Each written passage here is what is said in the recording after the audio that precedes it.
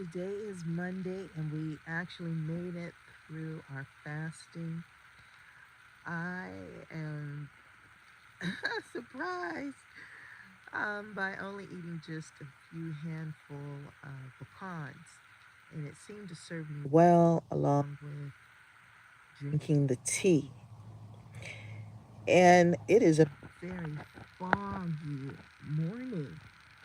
Good day to all of you. Good day, good day. We are grateful. We are thankful as always. And it is so foggy. And the fog is the presence of the divine. It is God. It is the universe. It is your higher self connecting. That's what it says. I looked it up. That's what it said. So you can feel the presence. You can feel, at least I can feel the presence.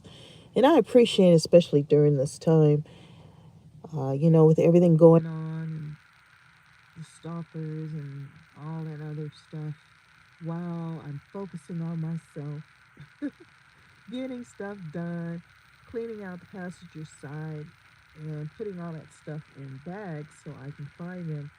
And so the papers don't get wet when it rains again, because it's going into the winter. That means it's going to be raining a lot more than, it was raining before. So I'm looking forward to all of this. I will keep you all posted, like I said.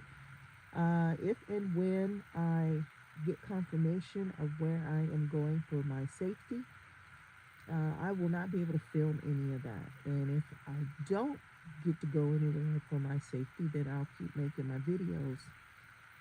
And I have a lot of good information that I've researched with my astrology, a lot of different astrologies, especially with my family, specifically my mother, her genealogy and DNA, and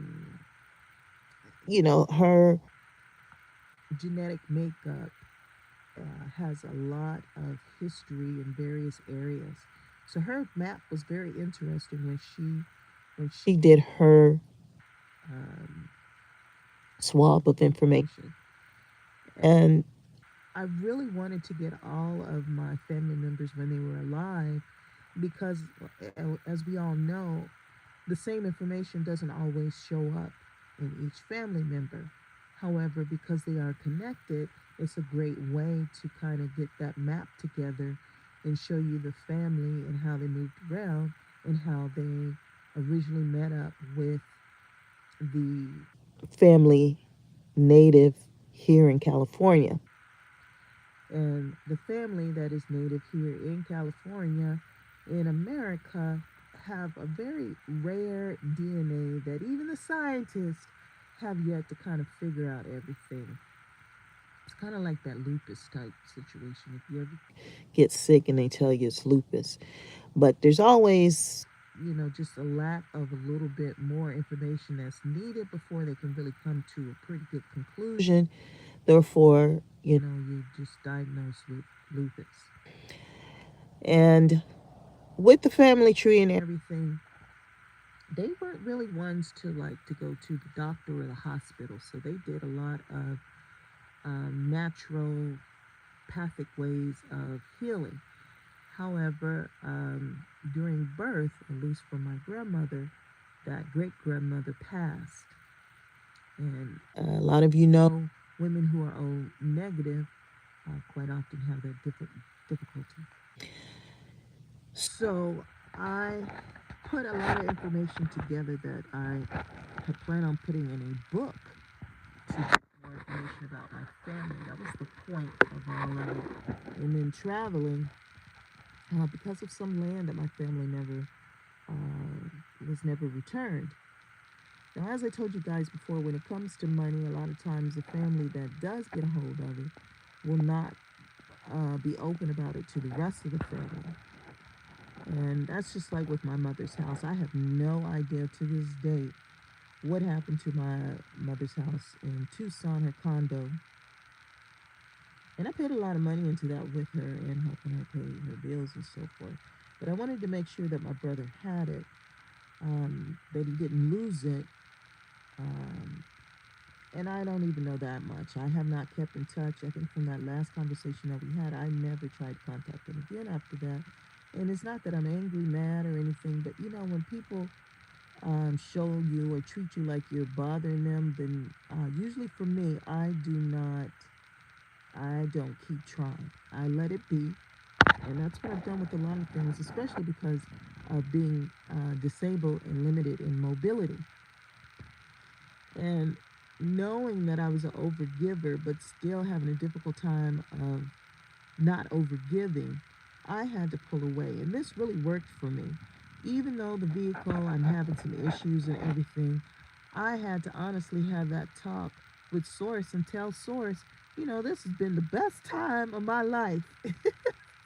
Even though this fool in this apartment complex that I park at the sidewalk tried to run me over, and the guy chopped the top when I was at the gym, and the one guy with this older car that used to park next to me messed up the soft top side window. Even with all of that going on, I have to honestly say that this has been the best time of my life. And I know you guys keep talking about balance and so forth. And I guess that's where the negativity comes in, because when the highs are highs, then it's almost like it has to balance out with a low. And for me, at first, I was just irritated. I was like, where are these, the Neanderthals come from? Where are these? Who are these damn people? I just never known to anyone to really be that violent and violate you in that way. But that is the times, and especially because a lot of people have moved out of some of these small towns. You see how deserted they are, and you see what's going on, and they move to the big cities. They move where the jobs are, and therefore they bring the personality with them. They bring everything with them, and just because you're used to living a certain way and not having those type of situations, especially for me being at 55, I didn't have those type of situations. I've been traveling, I've been solo for so long that now when everybody's like, oh no, you need to be around family, friends, or somebody, um, it's a lot for me to have to do that because of living life in, a certain way, and not dealing with the police or deranged people, or what I'm saying. I just did not have that type of um, awareness, and I've always been in and out of the city. That's just always been my thing, just because of the way that I grew up. So I don't have the fear. I probably should have some, but I'm also not uh, well prepared for situations like this, clearly. So that's why I'm looking into the information and following whatever that they tell me. And then after the fact, then I will let you know how it turned out.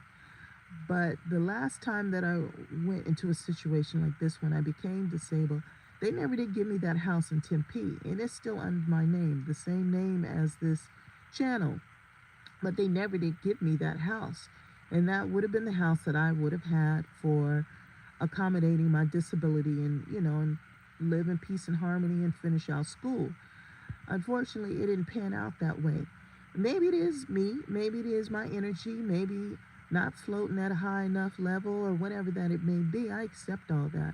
And I accept it even with gratitude, because I'm telling you, I really ultimately am just grateful.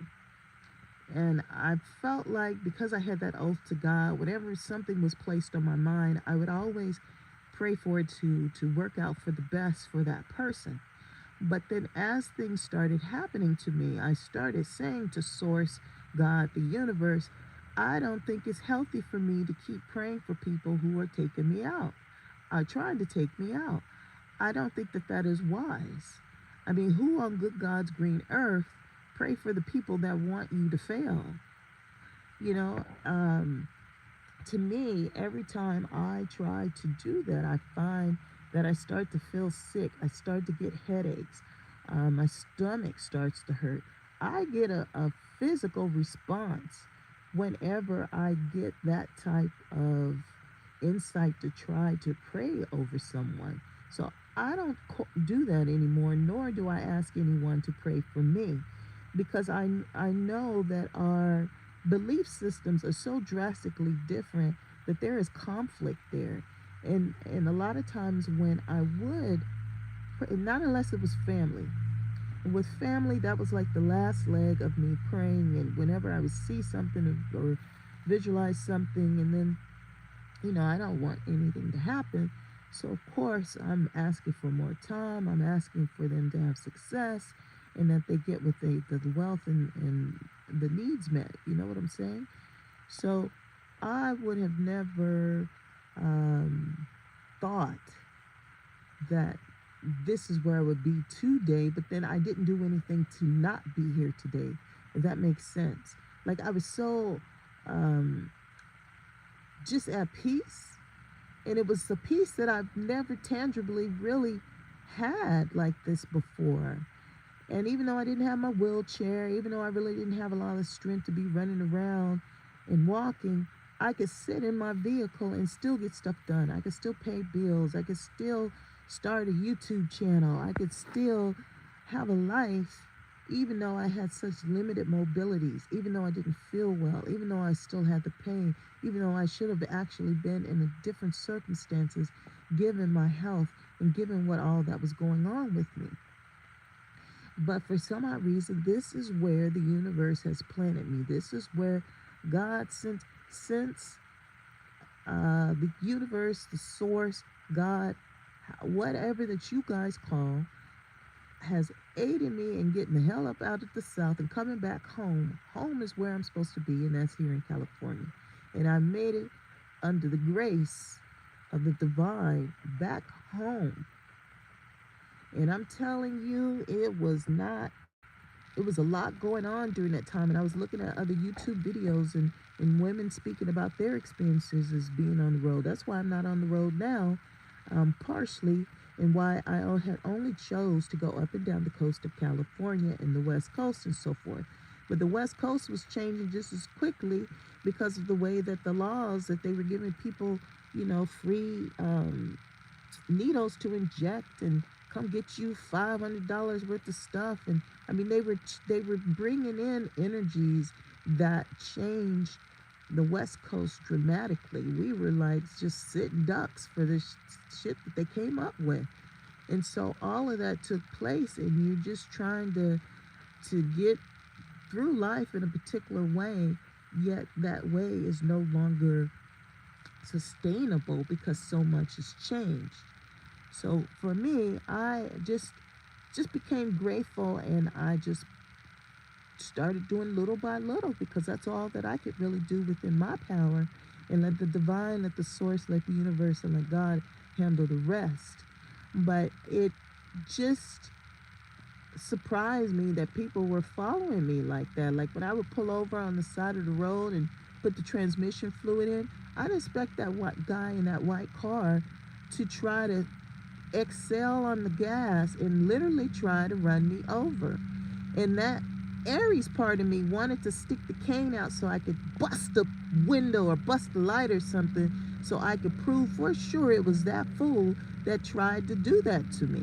This man I do not know, but he will do stuff to try to get my attention. And I think that is just crazy because I do not know him. And I don't think people should think just because we do YouTube that you know the person. Because if you know my channel, it has from the beginning always been a resource for me to be able to watch more so than participate. I didn't really start participating in making the videos